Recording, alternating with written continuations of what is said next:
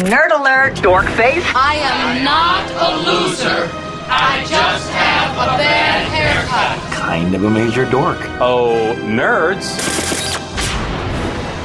If you're into science, tech, or unique hobbies, you're listening to the right show. On Get Nerdy With It, we interview nerds talking about their passions. This is Get Nerdy With It. Welcome to Get Nerdy With It, episode number 40, recorded on Tuesday, May 27th, 2014. I am your host, Jennifer Ruggiero, and our awesome co-host, all the way from the other side of town, Greensboro, North Carolina, Mr. Christopher Gagnon is with us. Hey, Chris. Hello, Jennifer. How are you? I'm well. How are you? Doing good. Good. Did you have a good Memorial Day weekend? I did. I had a great Memorial Day weekend. Weather held up. I didn't work. I was really lazy. It was perfect. Well, yeah, but didn't you have a little fender bender? Well, yeah. You omitted today, that part. Oh, that was today. That doesn't count. Yeah, that just happened. Oh, gosh. A little while ago. Oh, God. That was today. I really thought that was like maybe Monday. No, but I hadn't had coffee yet today, and when I weigh that out, my first coffee of the day in the afternoon versus a fender bender, it was worth it. Terrible. I'm sorry. That sucks. I was at Geeksboro. Well, at least you're still in town. You're safe and you're healthy and you're all in one piece. So that's good. Well, gosh, I don't even know how to introduce our guest tonight because he has his hand in so many projects. He's, what was I saying? I am... Distracted by shiny objects. He's distracted by shiny objects. He has robots surrounding him, cool rides where he works, and he's in the Magic Kingdom, and just an awesome tech guy and a glass explorer. So we're really excited to talk with him tonight, Mr. Keith Barrett from is it Orlando, Florida, or where are you living now? I live in a town called Celebration, which is a town that Disney designed and originally built. Wow! But it's a suburb of Kissimmee, which is South Orlando. Oh my gosh! What a cool town, though. Celebration. Well, it's my way of living in Florida and pretending I don't live in Florida because it's like a New England town. Is it really? Did you remember a movie called like The Truman Show? Yes, I remember that. It looks just like that. No way. Yeah. How perfect. Is everyone all happy and bubbly and? If they drink the Kool-Aid, yeah. That's so cool. Wow. Well, thank you for taking the time out to be with us on a Tuesday night here, and I'm really excited to talk with you. We were talking before the show. We met originally, evidently, on Path. I think so. That's my first concrete memory of you and I talking was on Path. Yeah, me too. But Path had just come out. I mean, literally within 60 days. It did. It was brand new, or it was kind of refreshed, and it came out. And either you were on there, Chris Voss. Yeah, it was an invite system at that time. Yeah. Brad Tech Webcast. Oh, Robert Scoble. Which is how I got on. Scoble. Yeah. Yeah. And I know Leo Laporte was on there back then. I think he still is. So yeah. Yeah. Well, a lot of people go on and they immediately create accounts just to make sure their ID is theirs. Mm-hmm. I do the same thing. So do I. So I'm on like 300 services, of which I probably use 80. Oh my! I'm the same way. I use maybe 10%, and if there's a new service that comes out, I better go there right now and get my new username. And I just it's always frustrating when I've lost it. When I go in, it's like, somebody's already got it. Do you take offense? I get offended. I don't take offense. I struggle like crazy. Okay, what's going to be my alternative? How are people going to find me? Like, do I put a dash between my first name and last name? Do I put the word "the" in front of it? Do I put the word "real" in front of it?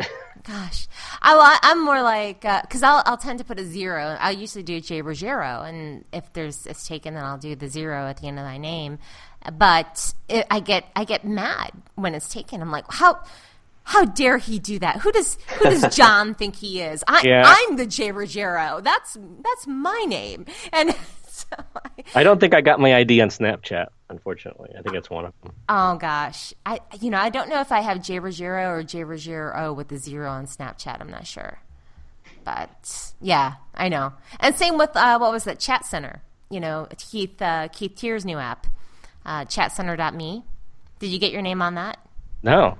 Oh, you have to go and download. Do you have an iOS device? No. Okay. I'm Android. But you have an iPad lying around or anything? I do have iOS. Yes, I should say I'm iOS. Yeah, Okay. I'm just not iPhone. Yeah. Okay. So if you have an iPad, go to chatcenter.me/download and install. You have to install it from the website. You install the app, and that way you can claim your username. And then eventually it will be universal, where you can do it on Android, iOS, any PC, Mac. Okay. And it will be HTML based. But as of today, in order to get in there with the early beta and claim your username, you need to download the app. So same with you, Chris. Mm-hmm. Do the Definitely. same thing. Yeah. Did you do it already, Chris, or no? I have not, but I'm definitely going to. Yeah. I'm going to do it before you publish this on iTunes. Awesome. So then you will have Because then it will be too late. you will have a chat. That's right. It will be. You know what? You'll have a chat center name, and we can publicize it in the show. Mine, I have two names. I claim two because I have two iOS devices, so I did it twice. And I did I did Jabergero, and then I did Jen. So I have chatcenter.me/Jen, and then chatcenter.me/Jabergero. I don't have any of those problems that you guys have. I don't think as far as I can tell, no one in the entire world has ever tried with my username, except for me. On one or two things, I could never recover something, my original thing, a password from years ago. So I actually messed myself up. So, well, you go by Flash Gagnon, right? Mm-hmm. So that's you every. So yeah, there's not really no one. ever uses Literally no one, just Yeah. me. That's good. That's good. Good For stuff. now. For now. Yeah. Or it could be I'm the only one because it's terrible. And no one will ever try. But that's okay. It's unique. No, it is unique, so that's good stuff. Good stuff right there. So I thought it would be fun to talk about a few Google Glass stories because Keith, you're a Glass Explorer. Now you were the first. You were with the first bunch, right? I was in the first 7 if I had Glass winners to get their Glass. In fact, I am 2 days away from having it for 1 year. Okay. That's right. You got yours on the 29th. Yeah. Yeah. And that was the time when I had to fly up to New York. Oh, my gosh. And pick it up in person. So I did that in 1 day. Wow. Yeah, because I remember they were requiring people to actually go and pick it up in person when you first got Glass. Yeah, when I was buying Glass, of course, myself and Sarah Hill and about 6 other people, we tested a couple hours before it went public. We were like the guinea pigs to make sure it worked. So when we used the website, it didn't have all the graphics and anything. It was predominantly text and the maps. Oh, wow. And I remember I had orbits on one screen, and I had the Glass website on another screen, and I was trying to see which calendar day can I, because I was originally trying to go to California. Mm-hmm. So I'm trying to see which free days in the calendar I can go to California to pick up my Glass, and I go to Orbitz and say, what is the price of the flights like that cost? And they were like $2,000. It's like because the notice was so short. So I ended up choosing to just go to New York. I think my entire flight, everything, all added together, cabs and meals was like $400 by the time I was done with it. Oh, that's not too bad. Yeah, it would have been easily 5 times that if I had gone to California. Yeah, now California, the pickup station, was it in San Francisco or L.A.? There was one in each. Okay. And keep in mind that a couple of months ago, Google flew me down into the headquarters as one of the first Glass community leaders, and I got to tour the facility and meet all the developers. I didn't know that was coming. I didn't know that was in my future because that was almost a year later. Whoa! So it was a good decision for me to go to New York because I eventually did get to go to California and see everything. Wow, That is amazing. So, yeah, that is amazing. So, did the other people that were with you when you went up to New York get invited too, or was it? No. This is two totally separate things. Okay. What Google Glass, the Google Glass teams were doing is they were watching as much as possible all the Glass public activity that was going on, and they picked 9 people, me being one of the 9. Just 9. Yeah. Wow. Well, we're the initial 9, and they include. They're all pretty well-known people. We all were picked because of our success in bringing Glass users together. In my case, I created some communities in Google Plus. I did a lot of meetups and things like that. And the other people founded, the SOGI, Society of Glass Enthusiasts, and things like that. I see. So I mean, it was Libby and Keith and myself and Noble, who created the Fit app on Glass. Noble Ackerson? Yeah, Noble Ackerson. And just a bunch more. I can't recall all of them off the top of my head. Nice. Yeah, but you can, and they gave us a tour of the facility. We got to meet all the Glass developers, including Sergey. Wow. And we got to hang out. We got to, in our tour of the Google headquarters, of course, we got a lot of photographs taken. We did some selfies in the Android garden. Right. And got to eat in the cafeteria and things like that. So we had a huge blast. And then that evening, mostly because I pushed for it, and then Libby ran with it and made it a big Google Plus event, we all went to the Stanford Court Hotel, because they were publishing this thing about if you wear Google Glass, you can come in and get a free drink. I remember that was a Friday night. Yeah, that was to sort of counter. They were embracing Glass people. That was to counter the problem that had happened a couple weeks earlier in one of the bars downtown San Francisco. Yep. So I said, I'm going to go there that night because it's the only night I had free in California to go. I said, why don't we make this an event? And so Libby, who's part of the San Francisco SOGI, just created it as an event and coordinated it and ran it. And the next thing we know, we had 40 people going. Nice. And then we had so many people going, the hotel said, well, we're going to give you free appetizers too, and we're calling the press in. And when that happened, Google said, well, the Google Glass social media people said, well, we'll show up too. So it was a huge, fun event. It was actually the largest Google Glass gathering I will have ever gone to, I think. And it was the second largest one ever to be held. That's huge. I remember that event well, as if I were there, right?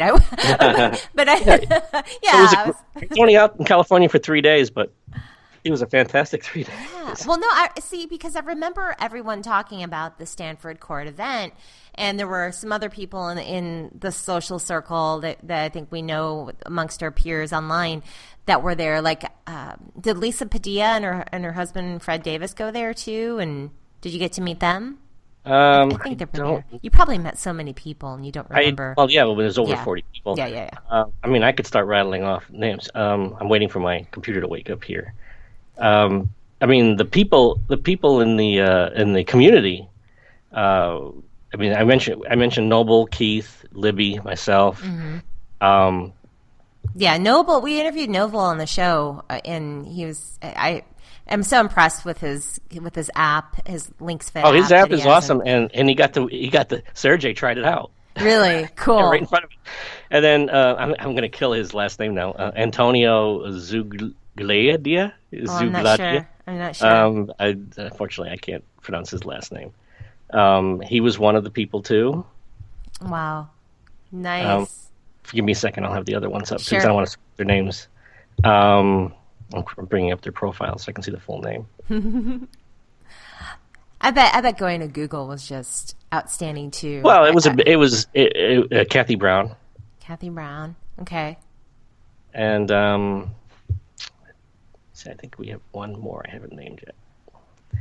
And I mean, I always wanted to tour the facility, and next thing I know, Google's actually bringing me down there. So did you get over into the Google X part at all? Because I mean, no, Glass kind of came out of that.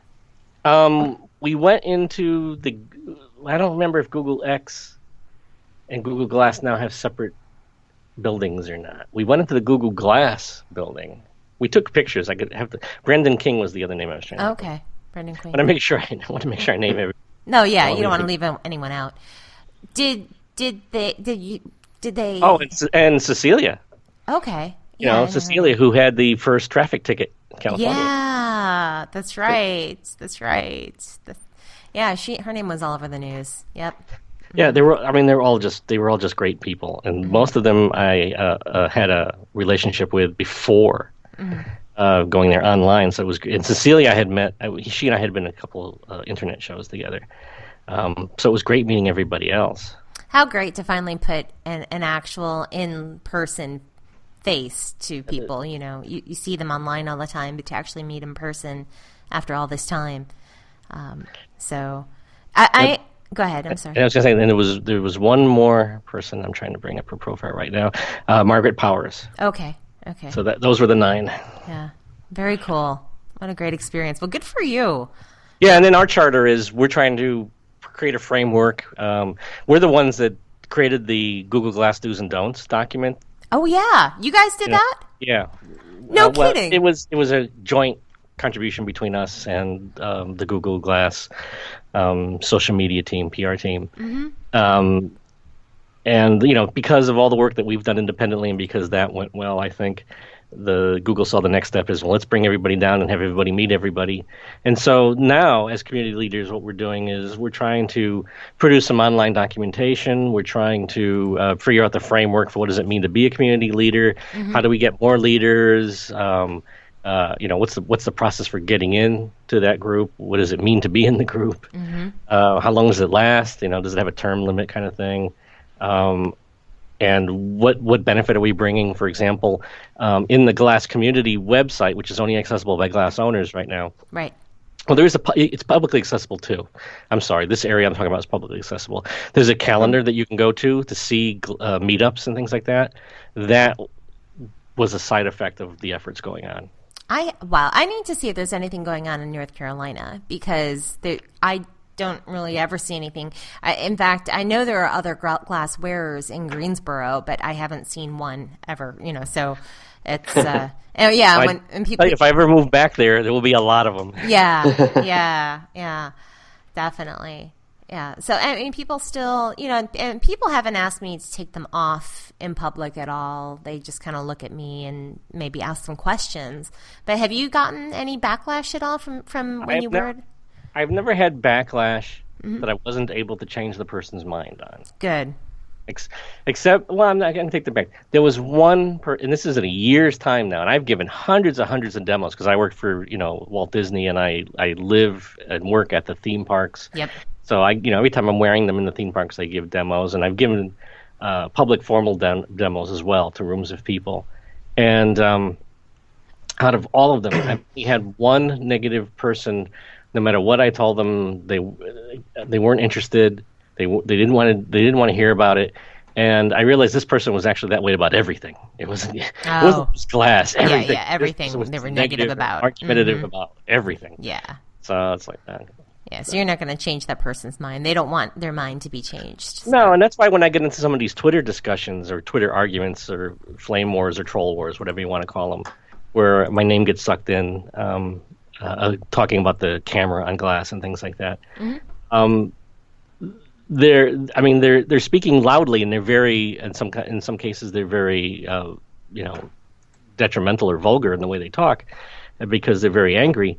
But my personal experience is there's so few of them. The vast majority of people are interested in the device and love the device, and if it had a lower price tag, they'd buy it. That's the biggest handicap, is it's too expensive. It is too expensive. Yeah.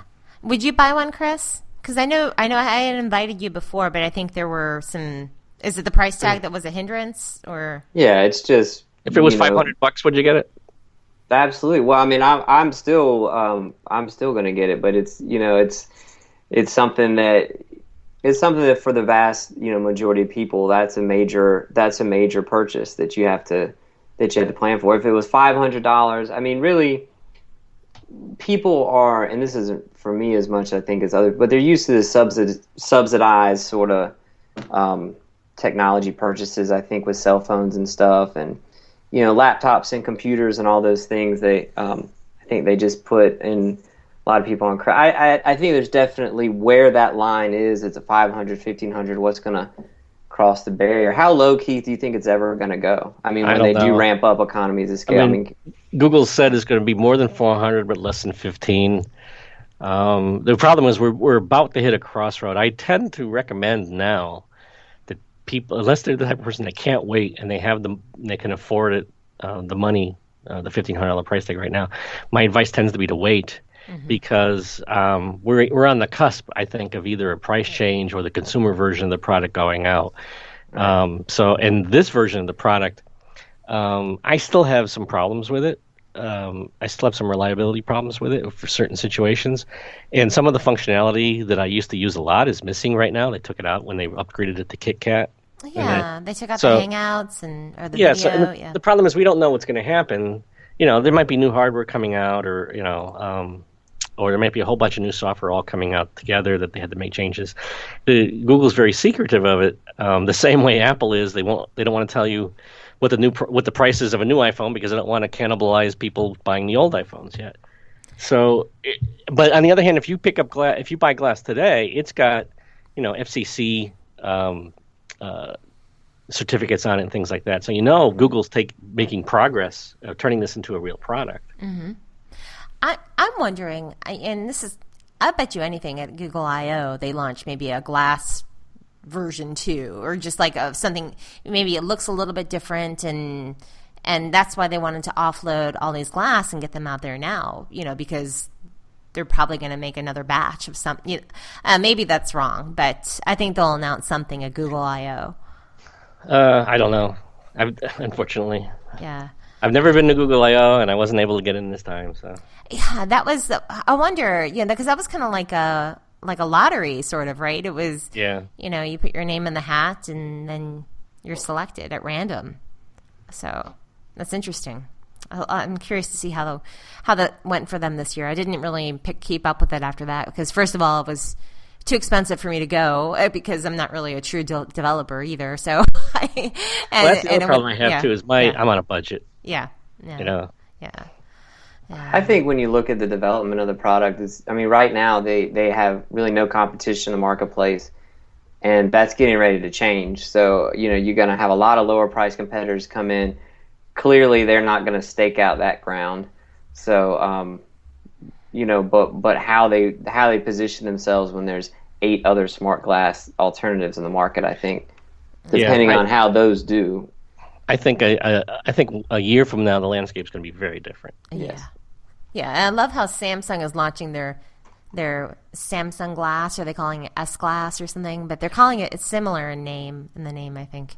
Well, everybody's filing patents for the thing now. Galaxy Glass, that's what it was. Galaxy Glass. That's what they're doing. For their various inventions. Yeah. For facial displays, facial computers. So, what do you think about this story? It was in Engadget. It was actually not Engadget. I'm sorry, I pulled up the wrong story. It was the Mashable, actually, but it's been everywhere, where Google Glass fans fight the restaurant ban with bad reviews. So there was a woman named Katie Casmay, and she was asked to remove her glass when she was attending a restaurant called Feast in New York. And instead of complying with the request, she decided to leave. And then soon after, she posted a 1-star review of the restaurant, which also set in motion other glass reviewers that did not attend that restaurant, but still giving it 1 star for not allowing glass patrons to enjoy the restaurant. So, on Twitter, I've actually talked to the restaurant and to Katie. Oh yeah, about it. Oh, I'd love to hear what you found out. Well, I always like forming my own opinions on anything, and I am beginning to. I rarely trust mainstream media, and I'm beginning to not trust, online media stories at face value, because they're all going for shock value and they're all going for the worst. I think it's a lot of the Google Glass stories telling people it's scary and things like that made me realize that I shouldn't trust what they say. That's exactly right. So my understanding after talking with them is it's exactly as you just painted it, which is that she posted her own review and then she shared that she did that, and then a bunch of other people followed up, and she didn't ask them to, with their own 1-star reviews, and they didn't eat there. I don't know. It's not even certain all of them had glass or not. They were just followers of her on Google Plus or Twitter or wherever, and they did the same thing. And then, which I think was deplorable, but not her fault. Right. Because she didn't do anything wrong. She has every right to, if she was turned away at the restaurant and she disagrees with why she was turned away, she has every right to write a bad review about it. And, exactly. And Because I've done that. I've had situations where I've walked into a restaurant and I had an unhappy situation. Instead of being seated and eaten, I walked out and posted something about it to warn other people. People do that with hotels before they check in too. So I did the same. Yep. yeah. So the end result, however, was the media latched on it, and they didn't make it clear that it was done. Most these other people did it on their own, and the anti-glass faction out there.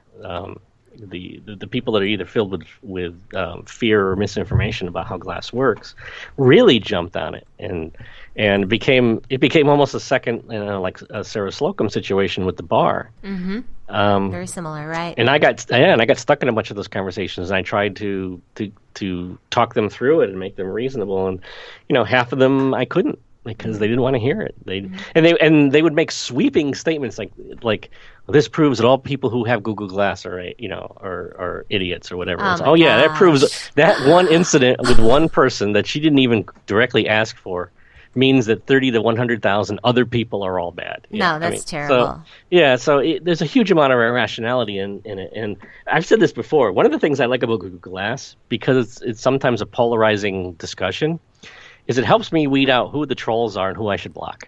There you go. Because you can tell the difference between the people who embrace the future or are creative in their thinking or get excited about possibilities, the people who are resistant to change, and the people that just don't want to hear about change, and the people that just want to argue with everything. It's really good. It's like politics and religion. It's really good at picking those people out. You said that so well. It's exactly right. That's exactly right. Because you're going to have those Luddite type people that are just either they're scared of technology or they just want to argue against it, and they want to assume the worst. Yeah, and that's not, it. Not all of them are like that. I mean, I've had some very intelligent discussions, and I had one recently on Twitter, and the person, I don't necessarily agree with the other person's point of view, but the other point of view is very well thought out. It's very passionate. It's got detail in it, and the person's educated in the area of security or cameras or privacy or PII or PCI. And I love having conversations with those people, because I was in that camp. So the problem, my view now, if you had talked to me maybe 5 or 6 years ago, I would have sounded just like them. Wow. The problem is that there's been some sweeping changes in the technology landscape, especially for things like information technology, HR, corporations. The first was social media. Right. Social media had the power to turn all of your employees into passionate PR people. Exactly. So all the companies that blocked all these sites because they thought they were unproductive needed to start facing the reality that they were hurting themselves by doing that. Had to start opening them up and adopting formal policies for how to use social media and things like that. Another thing that changed was the millennial workforce that's coming into play. These are people that grew up never knowing what life was like without a computer, never knowing what life was like without a laptop or a cell phone. Every single one of those people has a virtual family that they bring with them. I mean, despite the fact that the physical family is, 50% divorce rate and things like that, and people grow up with, 2 or 3 parents sometimes now. Their family, their circle of intimate friends is a virtual situation that plugs and plays. It comes and goes. So Facebook is very important to them, and they tend to use things like Facebook email more than regular email. And if they don't have access to that, that's almost the same as you not being able to have access to your parents. No, yeah, because that's the universe that they grew up in. So that was another big change. The third one was when Google Glass came out. It shined a really bright light on what's called bring your own device to work and wearable technologies.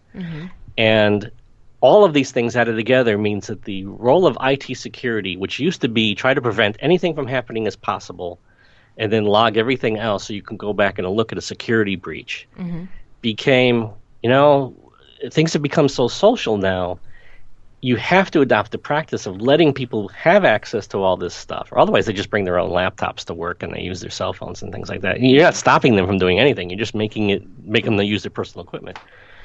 If you have to realize IT security is changing to just keep records of all this stuff, log all this stuff, and if you have a personnel problem with one of your staff because they're not getting their work done and things like that, and you want to call in those records to see what they are doing, that makes more sense than having a whole infrastructure set up where if for some reason an IT security guy thinks that this person's spending too much time using a web browser or reading blogs too much, and he doesn't understand what the person's job is. Because I read blogs because a lot of technical stuff gets posted there. Yeah.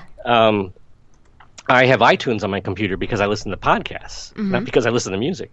In some companies, if you do a lot of that, that may cause a red flag, and your manager may come in and say you're spending too much time on the internet. Well, that's no longer true. I mean, that's a thing that had to change. So I am now of the mindset, from an IT security perspective, that you still have to put all these things in place, but during the door is wider open with more detailed logging taking place so you can address a social problem if it shows up, rather than try to use technology to fix it. I love that you brought this up because it has, and I'm looking back in retrospect of how the landscape really has changed so much. I've been with the same organization now for many years, and watching it grow in terms of the internet and social media. And now they basically, they want all the employees to get active on social media and promote the company, and they call them social media ninjas, right? And get out there and do your stuff, and then log it and let us know what you're doing, and use the hashtag, that you're an employee to show that. So they're really pushing that all the employees do this, and it's a whole new landscape. The good companies are recognizing that it has more value than harm. Because it's a difference between treating your employees as if they're the enemy or as if they're your greatest resource. Yeah. And then the other thing that's changing too is technology has reached a point where there is so much monitoring going on. There are cameras everywhere. They're all over the street. They're at every ATM. They're in every office building. They're at every mall. That coupled with the fact that a huge amount of the stuff that you're buying has RFIDs in it. Your credit cards have RFIDs in it. The government does this routinely now. Law enforcement does this routinely now. Look at how much stuff the NSA was monitoring. They collected all of our phone calls and everything. Yeah. Your cell phone is sealed. You can't take the battery out anymore to make sure it has no power. So you can, unless you're putting it in an RFID protective sleeve, you can be tracked wherever you're going just because your cell phone is there. It doesn't even have to even be on. That's a good point. So we're living in this world where that, I think that genie's out of the bottle, is never going back, because business and government will never put it back. It'll only get bigger and more detail. So my feeling is, well, if that is the inevitability, if the best you can do is maybe slow it down or put some framework around it, but it's still going to happen and still going to get abused, I think the next step is citizens need access to all that same stuff. So, if you walk into a bar and you see one person wearing a Google Glass camera, because you don't know that person and nobody else has it and you've never seen that before, that might create some apprehension if you're that kind of person. If you walk into a bar and 3/4 of the bar are wearing it, it becomes a non-issue, because you're not going to worry whether anybody's recording you, because you don't know whether you're going to worry about anybody's recording if you're recording them. It's a level playing field again. It's just like cell phones help to keep law enforcement in line. And now when there's an arrest with abuse and things like that, the odds are somebody on a cell phone might capture it. Right. So I think that's the direction we're heading in. Where I think too, all the things that you said, Keith, we can't push back against any of those things. You can't push back against the cameras, the ATMs, and all of this. So I think that for some of these people, there is resentment to the intrusion. But if you see one girl at a bar, you can affect that, and I think that spills out of. It has pluses and minuses, like the Boston Marathon bombing. If Google Glass had been out and everybody had been buying it and it was cheap, you imagine how much video the police would have had of everything. Rather than just the people who happen to be taking video of their cell phone at the time, instead of just wearing glass all the time. So, I mean, there's pluses and minuses. The sad part is I am actually against the future where the government and big businesses have that level of tracking and monitoring and your privacy is invaded. And we didn't even talk about things like drones and stuff like that yet. Right. But unfortunately, I don't see how it's ever going to be stopped. I think the next best thing is it's got to be in everybody's hands, so the playing field is level again. No, yeah, that's well said. And, I think the more people that were to get this type of technology and being able to use Google Glass or the like, it's where things are going. And maybe it won't be on the face. Maybe it will end up being on our wrist and perhaps a holograph. I keep on bringing this reference up repeatedly, but a holographic image will pop out of our wrist, the band on the wrist, and we'll communicate with people that way. Or I love the keyboard one. Have you seen that one? No, I haven't seen it. Somebody's working on an app. This app already exists for other platforms, but they're trying to make it for glass too, where you would look at your arm, for example, and you would see a keyboard on your arm, and you would just type on your arm. Oh, that's nice. That's cool. I love that. Yeah, very, very cool. Yeah, I mean, why not, right? I mean, it's exciting. I cannot wait to see where things are 20 years from now. It is exciting. It's a lot of, it's funny because a lot of the demonstrations I give for Google Glass, for example, it's people that are, in their 40s and 50s and 60s. A lot of them get excited about it because this is the first piece of technology that made you feel like science fiction was coming. Yeah. You didn't get flying cars, but now we've got, we've got displays right in front of our eye that can access the internet and worldwide information. So I still want my hoverboard, though. Yeah, and it's funny because we have some countries like Australia and Britain where their privacy protection laws are such right now that I don't think the glass product can be brought out. So, wow, interesting. Because it's in conflict with it. So there's going to have to be either changes in the product or changes in the laws, probably a little bit of both before ground can be reached. Because you got to make a decision. Do you want to prevent, if the rest of the world is going to adopt something, do you want to not have it? Speaking about the rest of the world, there's a story in BGR.com that is talking about the Dubai police that they're looking at adding Google Glass to the force.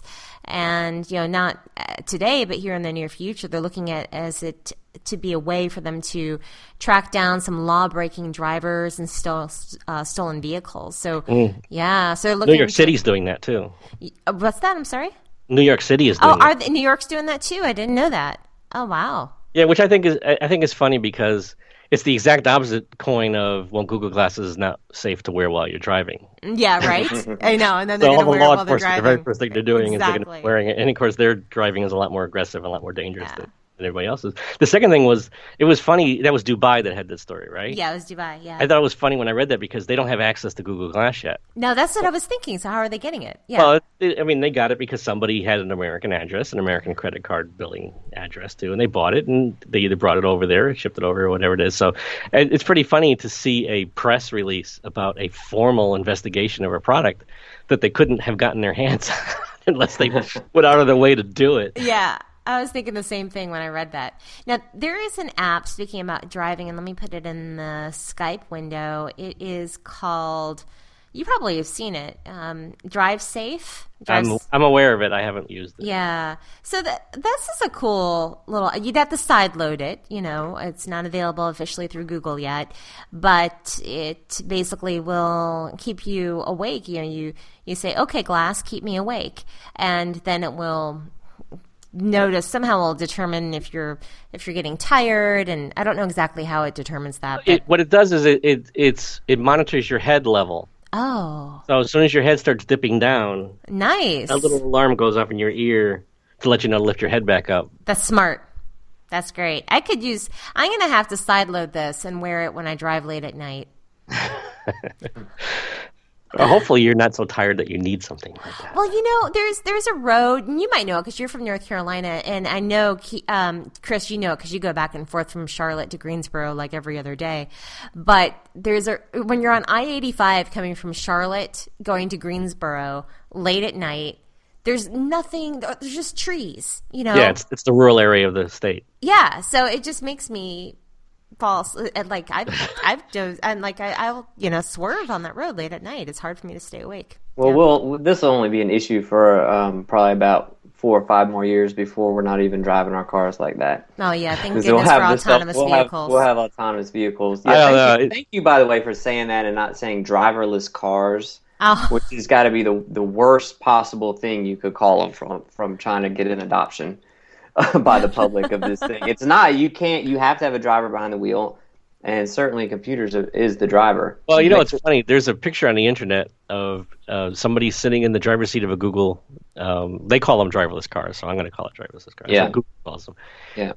And it's mostly these very sophisticated sensors that are mounted all over your car that are monitoring, all aspects of everything around the car, hundreds of times, thousands of times a second, whatever it is, and trying to figure out what's going on. And the fixture is somebody said, you don't have, the guys, their only reason they're sitting there is to be compliant with the law. The person sitting there has nothing to do. So the photograph is him wearing an Oculus Rift video game. Oh, is that funny? Nice. Oh, I love it. That's great. That is You can't really even good. see. That's hysterical. That's He's in virtual reality while the car is driving that. so funny. Oh my gosh. I can't wait for them. Gosh, I still keep on. I've brought this reference up. I think it was the other day on the show, actually, about the Silicon Valley episode when he's in the autonomous vehicle or the Google car. And did you guys watch that at all, or have you seen it yet? I've been saving them. I haven't watched it yet. Okay, there's an episode where the car, one of the main characters gets in the car, and I won't give it away. It's very, very funny. It's very, very, very funny. It's good. It's a great episode. So anyway, I can't wait for that to happen. It's exciting. Problem with that is that state laws differ. Yeah. I used to own a kit race car that was street legal. And, of course, I've owned that car in Connecticut, North Carolina, and in Florida. Mm-hmm. All three states had completely different rules on how I was able to do that. Oh, gosh. Was North Carolina more lenient with it?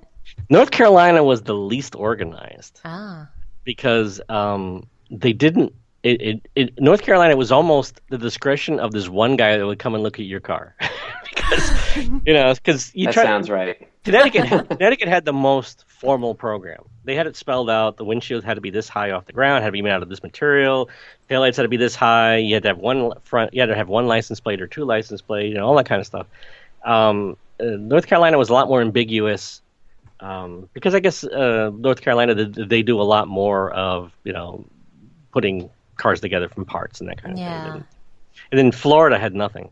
But fortunately for Florida, I had already gone through the creation. You have to create a vehicle number out of the car. That's the end goal. Is you have something that has to have a VIN number that never had one before. Interesting. So that's what the whole process is. Once you have a VIN number that was created in whatever state, it's good from then on, no matter where you go. So. The VIN numbers are so long now. I wonder if we originally did start with like VIN number 1. 2, well, not only that, 3. they stamp on every major part now. It used to be just on the engine block and on the engine wall. Oh. Now, even the inside of the bumpers have the VIN number now. Oh. Yeah. All the parts. So they can tell when any piece of the car has gotten replaced. Huh. I had no idea. Oh, that's cool, though. What a fun project that would be to put something like that together. It's is it still in one piece and working? I sold mine. No, I sold it a couple of years ago. Did you? Yeah. To buy glass? No, I'm kidding. It was a Lotus, so it was very low to the ground and very narrow. Yeah. I got too old. Yeah. For it. It's too hard. I'm assuming, Keith, that's the picture of you with the monorail in the background. Yeah. That's me in the car. That's the car. Are you on KeithBarrett.com? Yeah, it's right. I see it right there. Oh, yeah. That is cool. What was it called? Casterton or? Well, that car is a Caterham 7. Caterham 7. But most people know it as a Lotus 7 or a Super 7. Because what happens when Lotus decided they weren't going to make that car anymore, Caterham, which was their biggest dealer for the car in Britain, said, "Don't do that. We'll buy all your molds, all your spare parts. We'll even hire 1 or 2 of your employees, and we'll license it from you, and we'll continue to make it." And so once you bought the car after a certain year, it was made by Caterham instead of Lotus, that's all. But the car has not changed its appearance since the 60s. Nice. It's just gotten more sturdy, more street legal. Yeah. Very, very cool. Well, I have one last Google Glass story okay. to talk about. And I found this interesting because you work for Disney, Keith, and Ivy Ross evidently used to be on the Disney team, I think in marketing for Disney, and Google put she and then she moved over to Mattel, but she Google has basically gobbled her up, and now she's in charge of glass at Google. She was the design lead, actually, and she's also a jewelry artist. Ivy Ross is her name. And so I'm kind of curious if you've heard about this. And I've heard about it, but I don't know the individual, so I don't know what to think of it. Yeah, I'm wondering if since she did have, it says that she was the head designer for Mattel, Disney, Swatch, Coach. Yeah, and then now I don't know how much Mattel Disney products there were. There were, yeah. Calvin Klein. And there was a lot of jokes made that the very first photographs published of her and all the news stories, she wasn't wearing Google Glass. Oh, that's true. They were photographs that were like 5 or 6 years old before she joined. Go ahead, Keith. I'm sorry. I was going to say, I don't know. I don't have enough information to have an opinion on it. I don't know her. I don't know what she did at Disney, because I think it was before my time. I see. Okay. And I don't, there's a lot of changes going on in Google, in the Google Glass teams and Google Plus, because Vic left. Yeah, I know. Vic left, yeah. So I don't know what to think right now. I'm in my wait-and-see mode. Did Vic leave at the same time as, Babak Parviz? Is that his name? The former Google Glass lead? Babak? I don't know. Yeah, I don't know. What were you going to say, Chris? I'm sorry. When I look at the story, to me, what it's telling me is that they feel that the current technology or their technology roadmap for the next few years for this product is done. So they're bringing in someone who's clearly, whether or not she's worked around technology, and this is not what she's jewelry design. She's, I don't think certainly she's going to be making any technical decisions about the product, but it's almost like I say, okay, we know what, because at first glass was all about just getting what they wanted into the hardware iteration to even get it, wearable and usable. I think now that that must be set, and now she can have some sort of framework to put the design around it.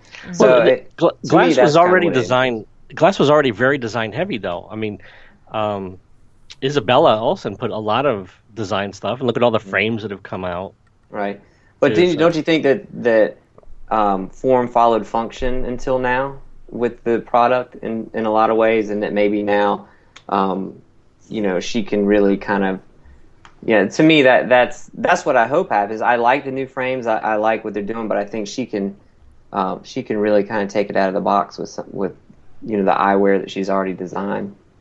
I hope so. I mean, there are some jokes I have about this because I can't use any of the frames that have come out yet because they don't handle my strong prescription. They're only designed for prescriptions from -4 to +4, or you can get a +5 of them if you fiddle with it a little bit. And my eyesight goes up to -7 and -9. So do you wear contacts then with yours, or? No, I wear them on top of my glasses sometimes, or I wear contacts with them. Okay. Yeah.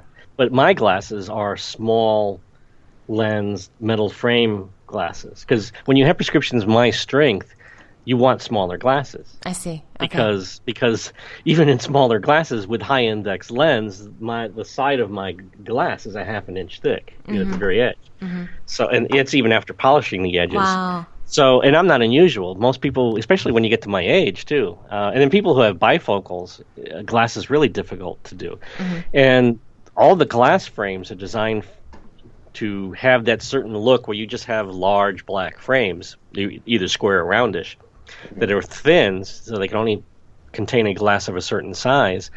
And they're not really designed for strong prescriptions. They're not designed for bifocals and things like that. And part of the reason that they're so big is they don't want to block the sensors that are facing your eye. Like when I wear my glass on top of my glasses, the frame of my glasses is blocking the sensors that look at my eye. Now, I don't care about that because I don't use the wink to take a photograph or anything like that. But obviously, Google, since they make the product, would care about that. Right. They don't want to produce anything that would conflict with that, especially if they're looking at that as a possible ad revenue source in the long-term future by being able to tell what you look at. So I have this joke that, all the frames. So I look at all the frames, and they really are geared for people with minor prescriptions and to take the glass look away rather than actually help accommodate it for people with average prescriptions or strong prescriptions. But then again, they're all in California, so they all probably have RK surgery anyway. Oh my gosh. Well, no, I mean, that's true, and I should wear glasses, and I very rarely ever do because just things that are far away are blurry. But yet still, when I wear Google Glass without, any type of aided eye help, they look blurry to me still. I really have to squint to see what the text coming through says, and it's not comfortable. Well, that's not good. No, but I can't wear contacts, and so I need to get the lens. I definitely need to upgrade and get the lens. So I am curious. What is your favorite glass app? Do you have any favorites, or do you sideload any apps? I have done a lot of sideloading. I haven't been doing it recently because I've been doing a lot of factory resets on my glass to help, diagnose these problems or investigate them, because they've been doing a lot of upgrades lately. Oh, wow. Yeah, and every time you do a factory reset, you'd have to reload all of your side apps over. Not only that, even the regular apps, you have to reconnect a lot of them or else they don't work, like the Twitter and the Facebook all break. Right. So, right now, to avoid that pain, I haven't been doing a lot of sideloading. My favorite non-sideloaded apps are the new sign language one put out by G-Pop, and where you can learn a word a day in sign language. That's cool. Virginia Paltrek's Word of the Day is a favorite. Yeah, I like that. Yeah. I used to use a lot the recognized song feature of Glass. They got rid of that, though. They took away, so one of my favorite features is gone now. I have to switch to my phone for it. But I predominantly use Glass to read my Twitter feeds, respond to my Twitter feeds, read my email, read my text messages, participate in text hangouts and things like that. So when those things break, like I'm having a problem with the Twitter app right now. I can't seem to get it working reliably no matter what I do. They impact me a lot. They impact me more than I can't do video from Glass.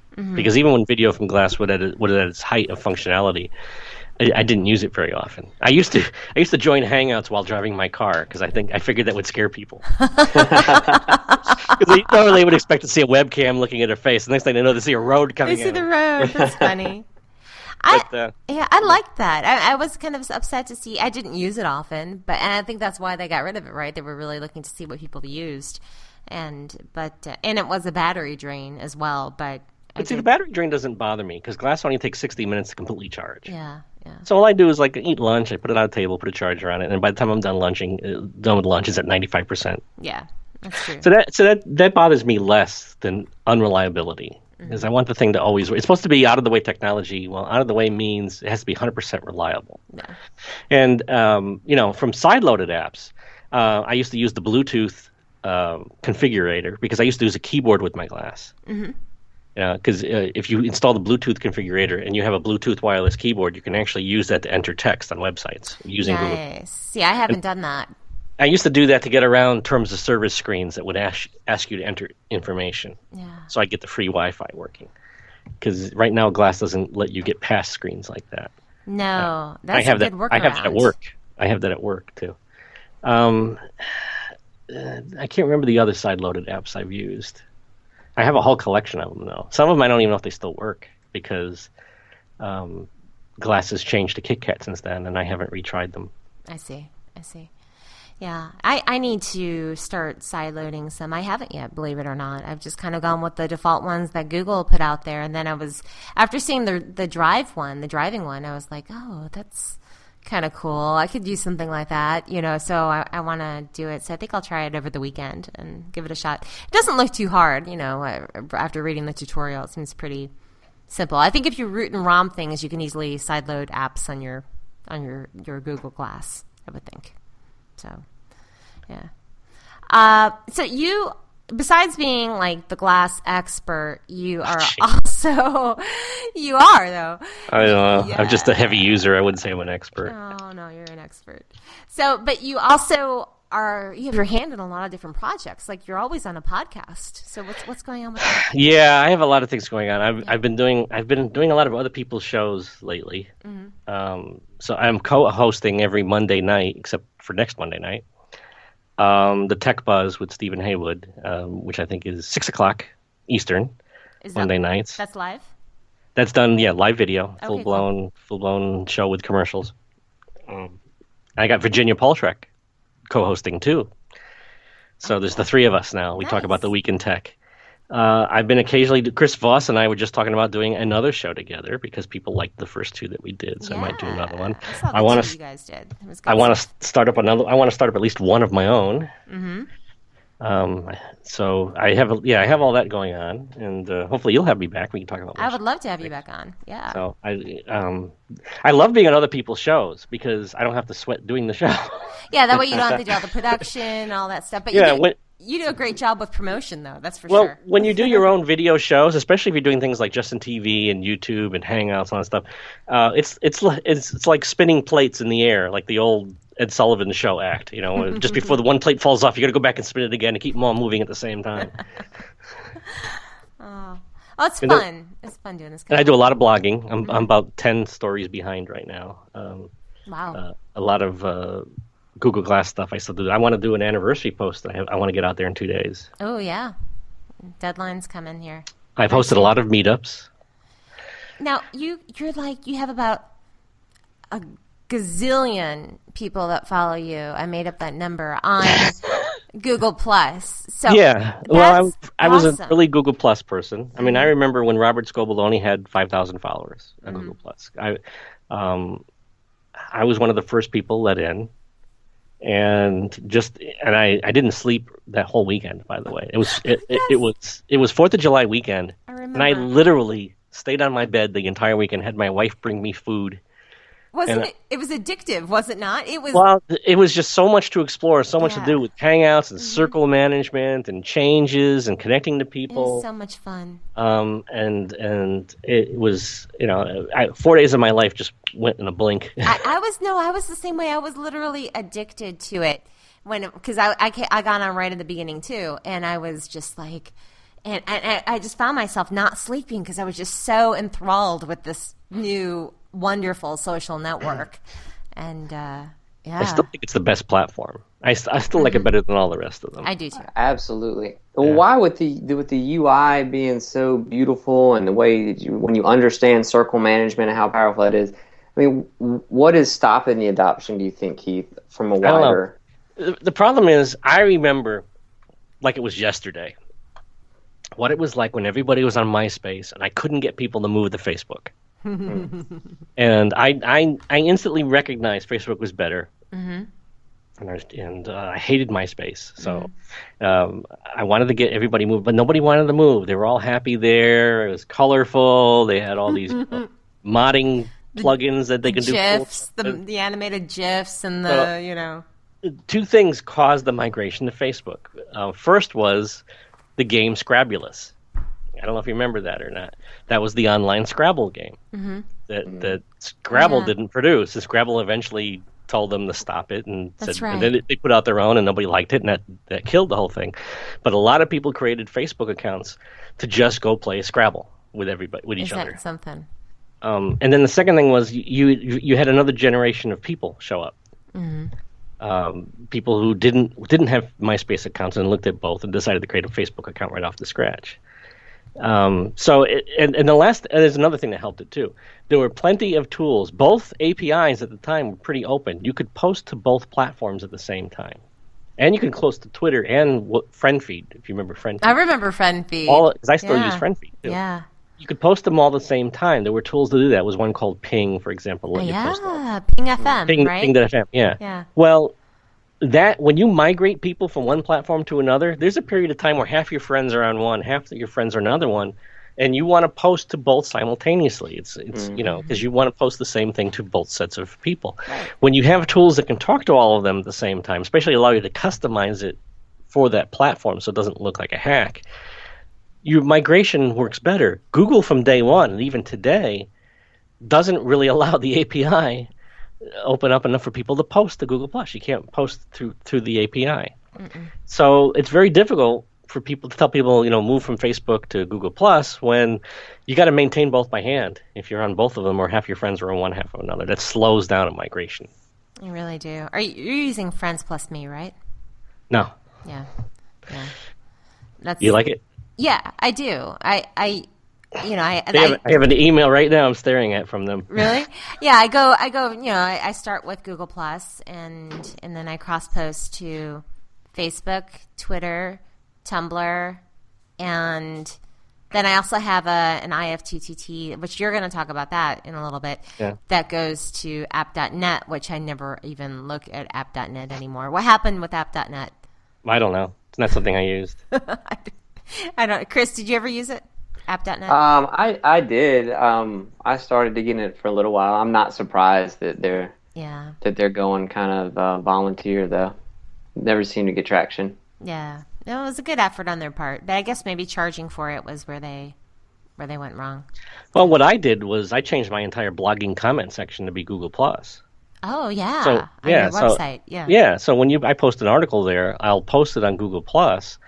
And every comment that goes to the Google Plus post, plus every reshare, plus every comment on a reshare, all show up as comments on my blog now. Mm-hmm. So it's a lot better conversation, a lot more engagement going on. Even though I'm not hosting the content, it's all being hosted on Google Plus. But That's nice. That works out well. It's and definitely shows up more, on your website too. You're going to see the posts that are there, because otherwise, if it's all one-sided, a lot of people don't want to post comments on a website itself. It's. Yeah, I don't think anybody does anymore. Not unless they can log into one of their favorite, accounts like Facebook or Twitter. Yeah, exactly. So, what do you say we go into our picks of the week? Shall we? Let's do it. Okay. All right, let's do it. All right, Chris, would you like to go first? Sure. This is a product called Signals by HubSpot, and it's interesting. It exists as it's a Chrome browser extension. It can be it sits actually in your Gmail, and then recently they just came out with an iOS app. But basically, what it enables you to do is track the opens of your email. Ooh. And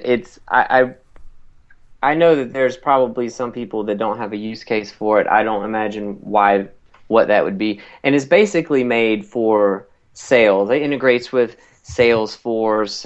We can track your things. But I've started using it, and a while back, and I also use one of their competitors, Yesware. I use both because I want to get the most amount. Sometimes one will pick up little things the other doesn't. But it's been very, very useful. And it's funny though, if you're a very tech savvy person, you possibly would notice what's happening, because when you open the email, first of all, I get a notification. If I have links in it, when you click those links, so if you're using Chrome on the bottom, you're going to see where it's being redirected through their servers to the link, and that's how I know.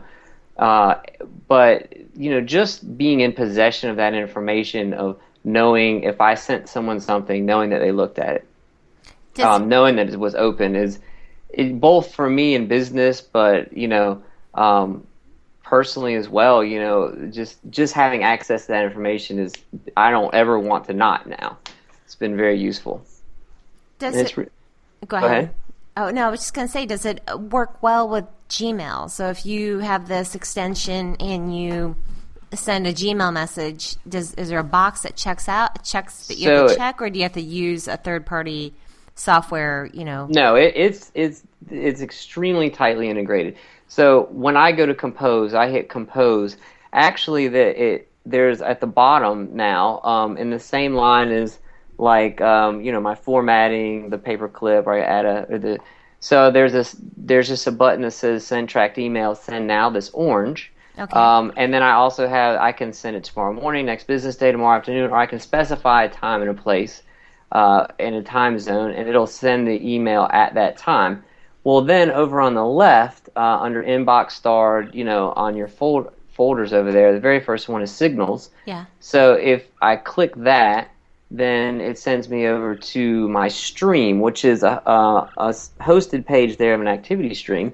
And it also works through Outlook and Apple Mail, by the way. Nice. And I can see, for instance, that this gentleman is open this last email today at 2:22 p.m. in Lexington, South Carolina. He was on a computer. He's looked at it 5 times in the last day. Seriously, 5 times? You can tell when he's reopened it? I can tell the entire way down. I can tell. I bet you if you send it to me, you can't tell. Oh, send Keith an email. Because there's only 2 ways that could possibly work, and I have those ways inhibited. Oh, yeah, that would be fun. It can. What people used to do is they used to put you could put a transparent pixel, HTML pixel. That's one of the ways. It's a single pixel that, as soon as it's referenced. Does it say when I open one of your emails, Chris, do you get the notification? It does, and it actually. So I actually get now on my phone, on my iPhone, I have it set up to where I can actually get banners, alerts, or whatever. But if I'm on my laptop, which is probably if I'm awake, then that's probably a good bet. Then I get the actual Chrome notification that come up onto my screen. So it's very interesting. For instance, it provides a lot of information about I can see you just opened parental IT support. I just opened that now. You just got that. I know. There's no so you got to send me an email so I can try this. Do you know how it works? Do you know how does it accomplish what it's doing? It does not use the transparent pixel. It doesn't. I know that, and beyond that, I'm not. Basically, they're routing their email. I think they're routing it. The other way is, as you know, Keith, or I don't know this another way, but another way that you could do it is you would when if you had like any sort of pictures in the email or things like that when your computer requested to open up or however that works. But I tried to figure it out and figure out what they were doing. Well, that's the same method as the pixel.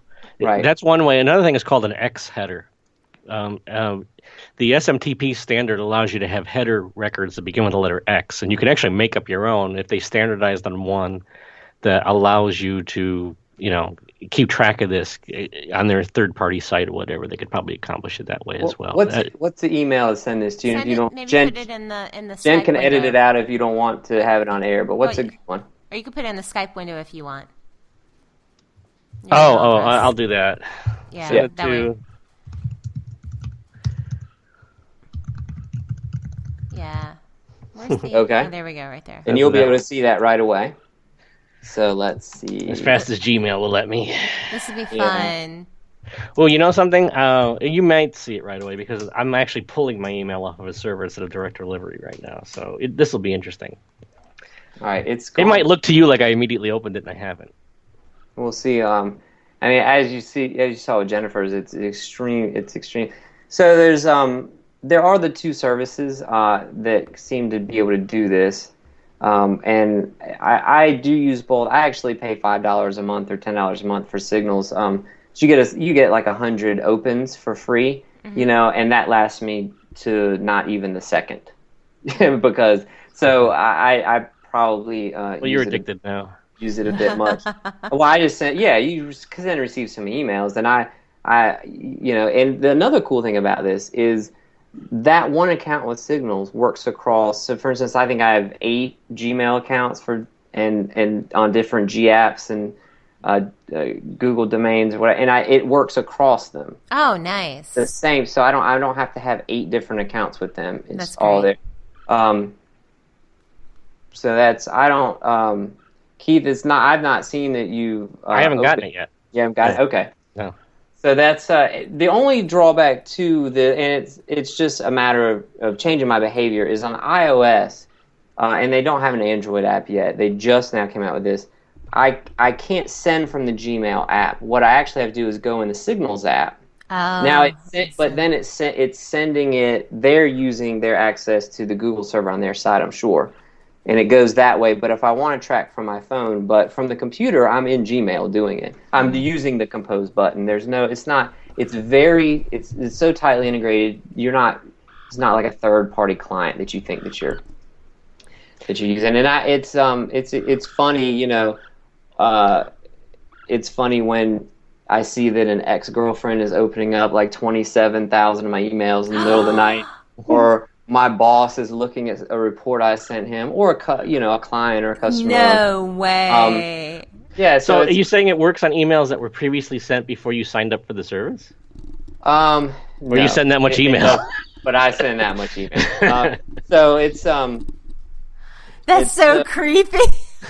well, So- and that, what's funny to me, and it's almost parallel with the glass thing, is like I have a couple people when they learn that I've had this have gotten very upset, like that in some kind of that I was violating their privacy in doing this, and it's just interesting to me that of what people's perceptions of what that social contract actually is. For instance, you know, if you have read receipts or anything on text, it's no different from that.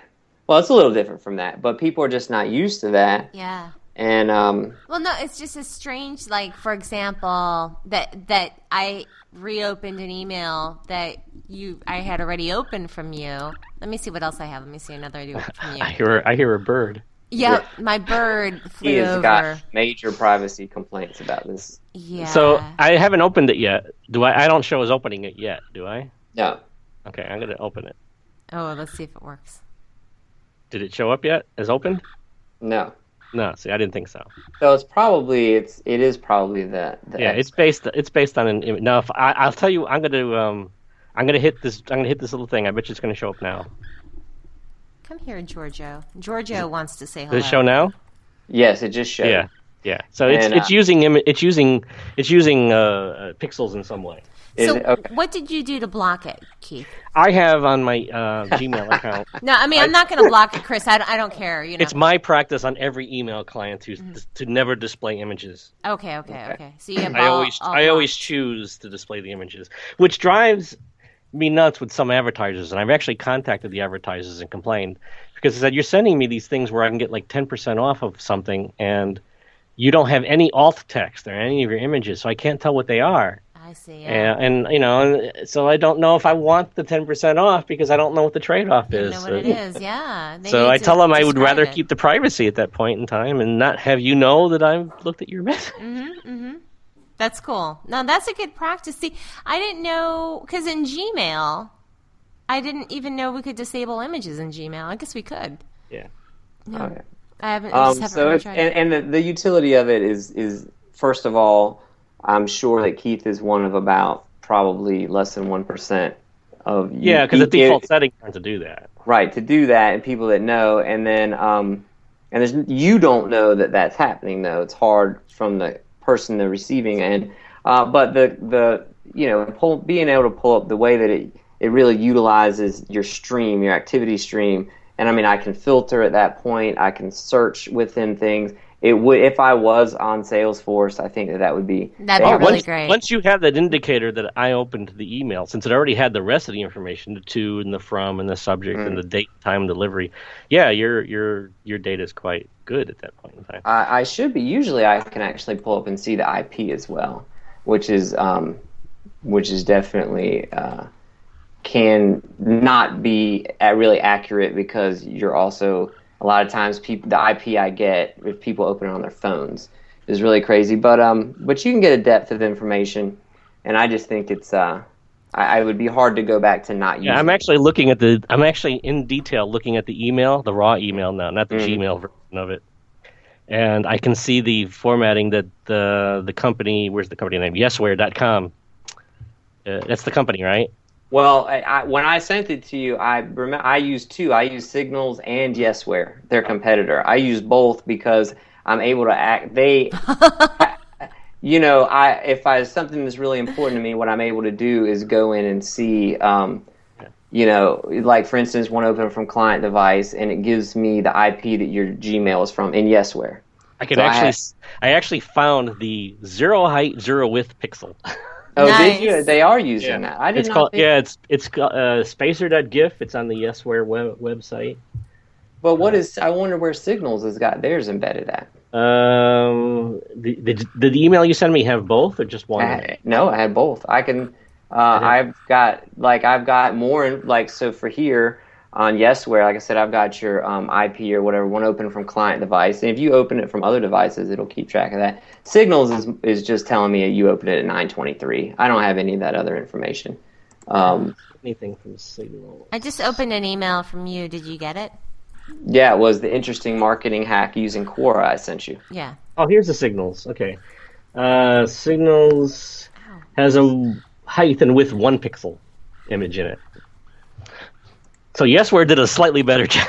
They because did. Why would they did you a use 0 1 height. if you could use 0? That's funny. That is interesting. So I don't probably recommend for everyone to install both, but unless you're like me and you're really into the data, but it isn't for most users. Signals would work. That's really funny. You should, Jen. You'll have it installed by an hour after the show, probably. I'll install it after the show. Yeah, definitely. I think it's really a cool tool, definitely. And was that X? Was it somebody that I know of? That you, yeah. The one that's yeah. A recent crazy one. Hello, if you're listening. Yeah. Okay. Is one of these companies a French company? I'm not sure. I've got had. that too. I don't Because I got a Translate little from what French? it translate French button. popped up. I got the same thing. Translate from French. Yeah. That's interesting. I'm not sure, obviously, because I never. It does well. Actually, I do sometimes when I send between emails. Signals is based in I think both or might be based in San Francisco. I've dealt with both customer service before. But now beyond that, a lot of times I get that same message. Obviously when companies are routing stuff through servers in other countries for whatever reason. So. Gmail will pick up and say, this page is in Slovenian, and it's clearly in English, but somewhere in the code they pick that up. Yeah. Cool pick. That's a great one. That's really great. Keith, what do you have to share? I have a tool that's been around for a while, and it's very useful for glass people, too, that you said you haven't talked about yet. We haven't. It's called If This Then That. Love it. The abbreviation is ifttt.com. No, not ITTT, IFTTT. IFTTT. They spell out the if on the If This Then That. And what it is it's a website that understands the API for most of the popular internet services like Evernote, Gmail, Dropbox, Google Drive, Instagram, Twitter, Facebook, Google+, all that kind of stuff. And it allows you, with point-and-click ease, to create recipes. For example, I have a recipe that says every time I check in on Foursquare, post an entry on a Google Plus calendar so I can go look back over the months and see all the places I've been. Oh, that's a good one. I have another one that says if I use Google Glass, because it understands Google Glass too. If I use Google Glass to send a text and the text has the hashtag Twitter in it, post it to Twitter. And if it's got the hashtag Facebook in it, post it to Facebook. Oh, that's smart. And I had that before the Twitter app before the Glass allowed you to send an update directly. Remember when Glass first came out, you could only do replies. Right, I remember that. Well, I was one of the few people able to do posts because I had this recipe. And sometimes it's the only thing that works on my Glass. When the Twitter app doesn't work, this still will. So sometimes it gets me by, even though I can't do a reply to it. That's clever. I have about 13 recipes right now. And, of course, it has the same limitations that the APIs have. For example, you can't post a photograph on Instagram because the Instagram API doesn't let you do a post. But you can do things like if you post a photograph on Instagram using the app, it will automatically post it to Twitter or Facebook for you. So you can post once and have it appear in multiple places. I see. Now it's so I use it on. I have the Android app and the iOS app, and I have it on with the Google Glass as well. And I'm a huge fan of it. And I got to ask you. Have you used the website? I use the website. Okay. I use the website. Yeah, I love the website. And I was just looking, and it says I have 73 out of the 107 channels activated. And I'm wondering, do you do the same thing? Because this is what I do: is I'll go there and I'll be like, oh, new channel. Let me go and create a username there. Do you do that too? No, I have. No. If it's a service I'm not interested in, I won't. No. I have a little bit more self-control. But Jen, is your name on Yahoo Fantasy Sports? Did you take that? I do have what they call these recipes, by the way, on the If This Then That site. Because basically you're picking, if something happens on this service, and it meets this criteria, then I want you to do this on this service. The other cool thing that isn't obvious to most people who use If This and That is it supports text messages and phone calls. So you can have it call you for things, or you can have it send a text message, or you can have it when you get a text message do something. It actually has, you can actually get a phone number associated with your account too, and this is all free. That's so great. That's how I have my glass posting working. I say send a message to. Actually, a lot of people say Jarvis. Send a message to Jarvis from Iron Man. Oh, cool. And then I love it. that's what invokes the glass module, and I can send it to the phone module too. Mm-hmm. Yeah. So it's real easy. It's all point and click, and there's thousands of recipes. Most of the recipes you would ever need have already been written. So you just got to browse for them. Search for all the ones that are associated with Twitter and see which ones you like. I have a lot of recipes that you can also have them inactivated. So you can have a lot of them in your account and not use them all. You don't have to. No, that's true. I follow that rule of thumb too. I have some that are just kind of inactive that I've been watching and turn on every now and then when I need them. And I just got to pause here for 1 second. Chris, I know that you have something going on there and you're going to have to drop out. So I wanted to say goodbye to you, Chris. Well, thank you. I'm sorry I had to leave early. Keith, it was very nice to meet you. Thanks for being on the show. That was a lot of fun. Thank you for having me. All right, Chris. I hope everything's well with your mom, and I'll talk with you soon. So. All right, Okay. Jen. Thanks, Talk to you Chris. soon. Bye. And you mentioned you have the Android app installed. When you install the Android app, you can do things like if your phone is in a certain location, turn off the sound. Or if you're connected to this Wi-Fi, do this instead. Or if I'm plugged into the charger, then turn off ringers. I mean, because you'll have access to all the Android features on your phone. It reminds me of what was that tool, the Android tool. It worked if you had your phone rooted, but it was There's one that works with you don't have to root your phone. There's one I have. It's called Tasker, I think. Yeah, something like that. Yeah, that's right. I have that on my phone. Yeah, and it would do things. You write the little. Yeah, but this allows you to not only do that based on little scripting you do, but this one allows you to connect it to the other services. You could say, so great. When I arrive at work, send a "I'm at work now" Twitter message. No, that's fantastic. I need to do some more recipes. And, right now I'm doing, when I think I had mentioned, I think it's going from Tumblr to app.net. So if I post something to Tumblr, it will cross-post over to app.net. But, so I'll do some cross-posting with IFTTT, but I really need to do more with this.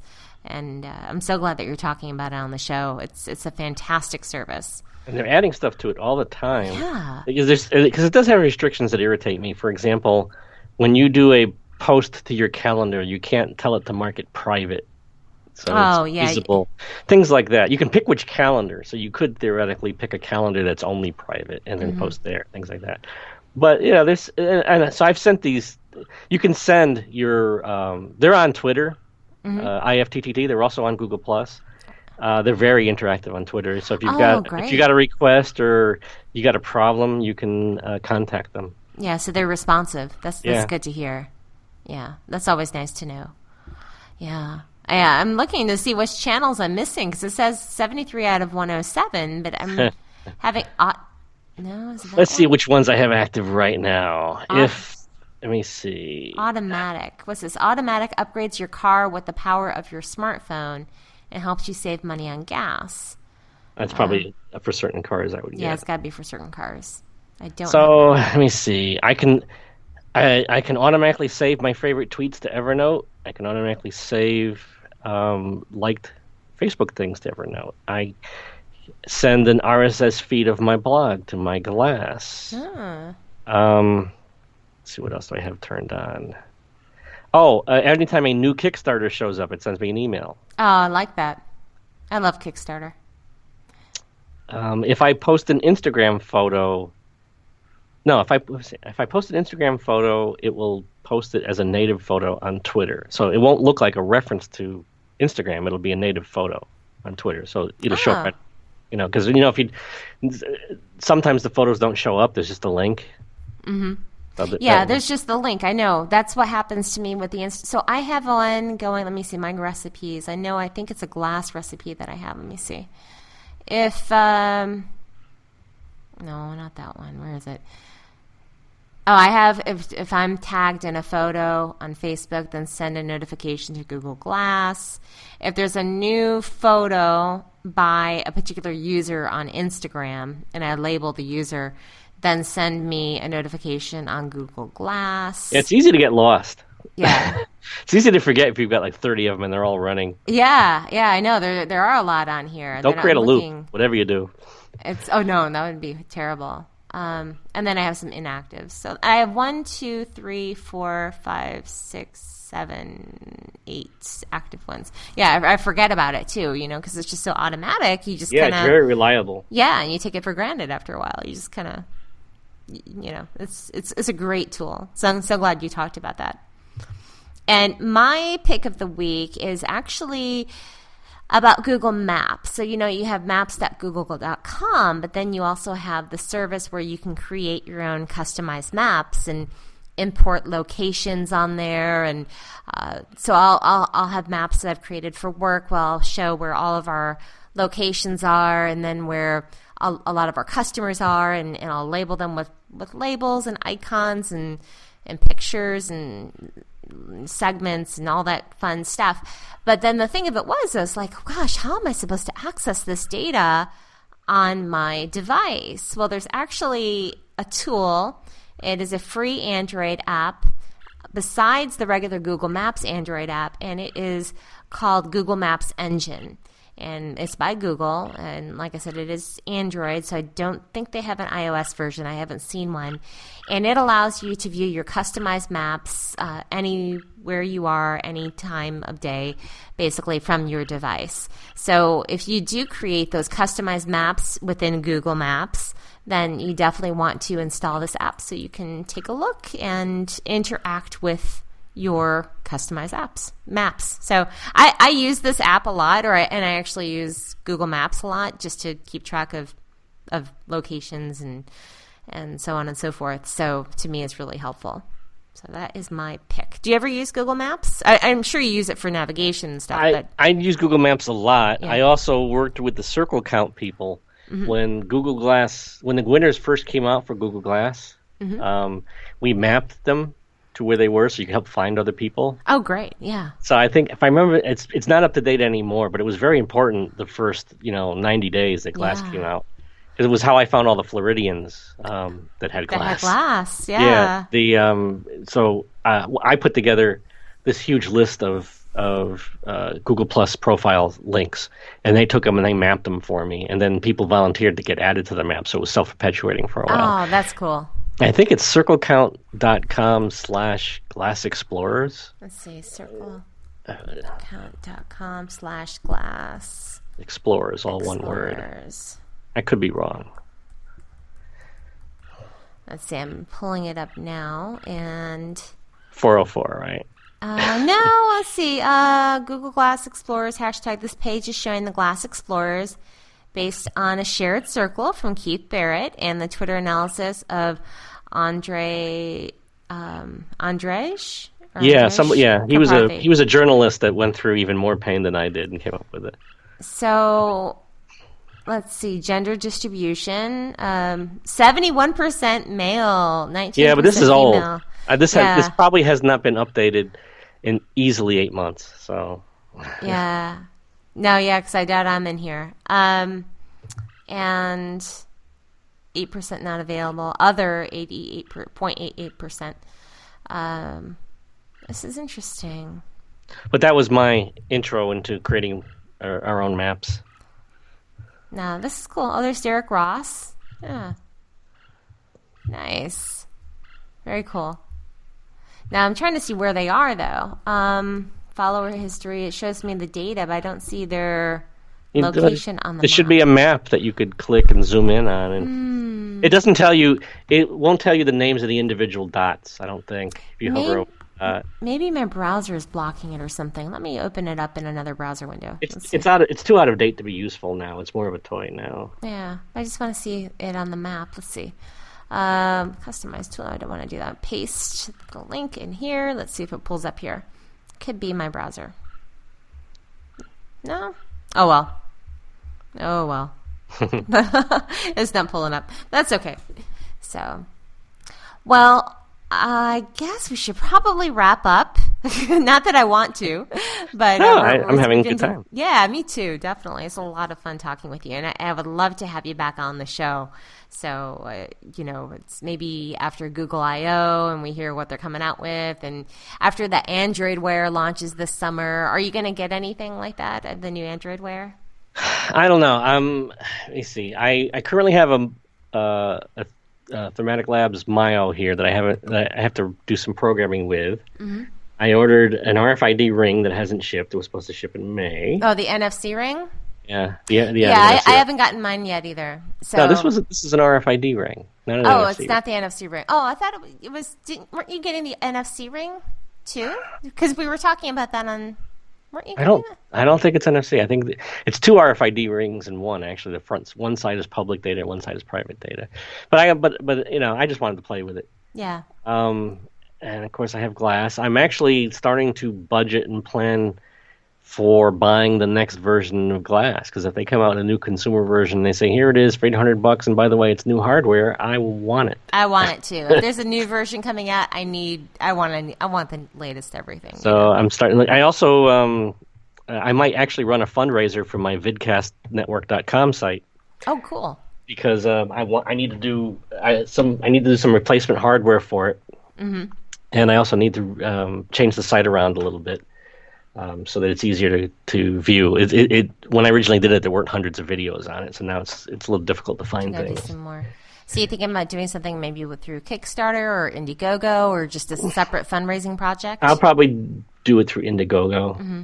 And I'll probably stage it. I'll say, if I can raise this amount, this is what I'll do. If I raise this amount, this is what I'll do. And if I raise a ton of money, I'll go to South by Southwest and thank everybody. Well, when you do that, we'll have to have you back on the show. That's so funny. Because you'll be rich by then, and you'll be. Well, that's the problem with me is I'm very good at doing all these things. I'm very good at bringing people together. I'm very good at taking 1,001 little free things and connecting them all up and producing really cool, good, reliable stuff with it. None of it makes money. No, I know. None of it does. I know. It's terrible. But at least you're doing something that, I know you're doing something that you love to do and you're having fun with it, but it would be nice to be able to generate actual decent income from it all. Yeah, or at least have it pay for itself. Yeah, exactly. Yeah, I getcha. I totally get it. So, but no, when you do the fundraiser, let me know. We'll have you back on and we'll talk about that to help promote that too. So, yeah. Well, wonderful. So for today, though, where would you say the best place people can connect with you online would be? Well, let me see. There's KeithBarrett.com. Mm-hmm. If you're only interested in the Google Glass pieces, you can go to glass.KeithBarrett.com. Or if you're only interested in the Disney stuff, you can do Disney.KeithBarrett.com. I have subdomains for the pieces of it. I'm on Google Plus all the time. Pretty easy to find. I think you mentioned I have a lot of followers. You do.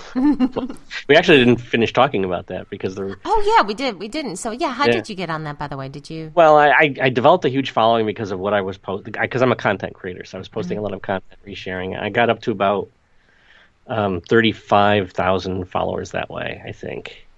And then I started to do a lot of live broadcasts with Trey Ratcliffe and Thomas Hawk and other people. And that helped my following go up a lot more, especially when they shared a circle with my name in it.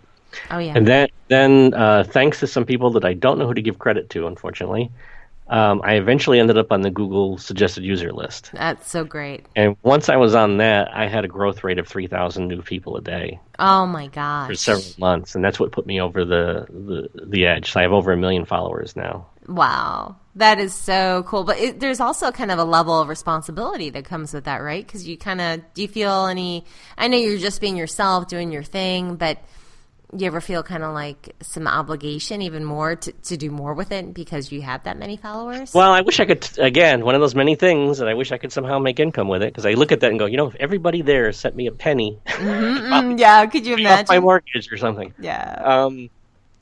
I don't know. It's tricky. Does it change my behaviors? I'm pretty straight-laced or disciplined to begin with. I mean, I work for Disney. I don't curse. I don't, do underworld activities. Mm-hmm. Most of the content I share is going to be G or PG rated. Yep.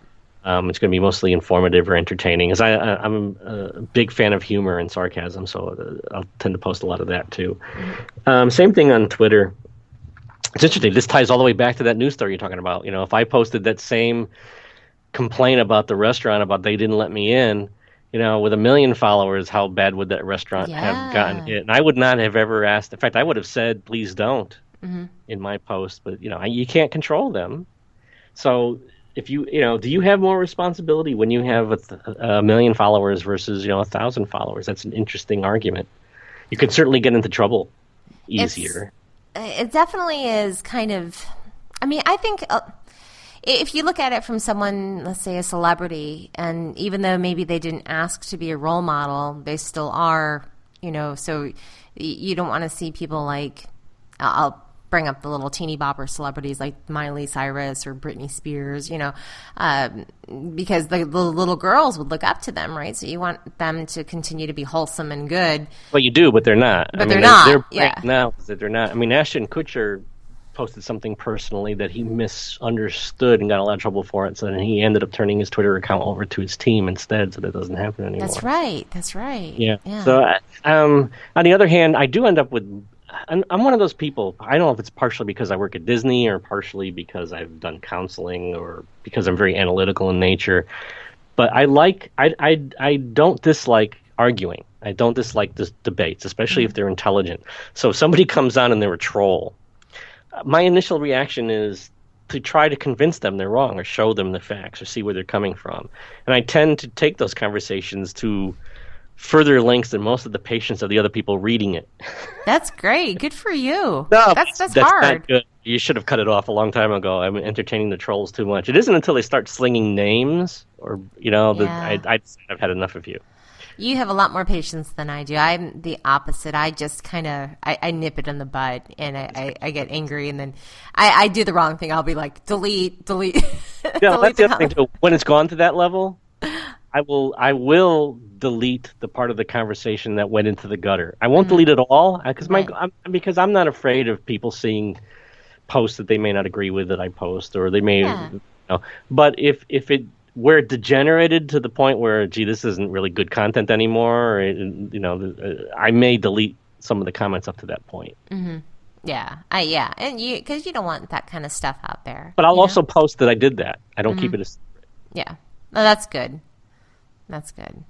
No, it's definitely a delicate line, and it's and if you are engaging with the trolls and trying to have them see the light, I think that's great that you have the patience to do that. It rarely works, though.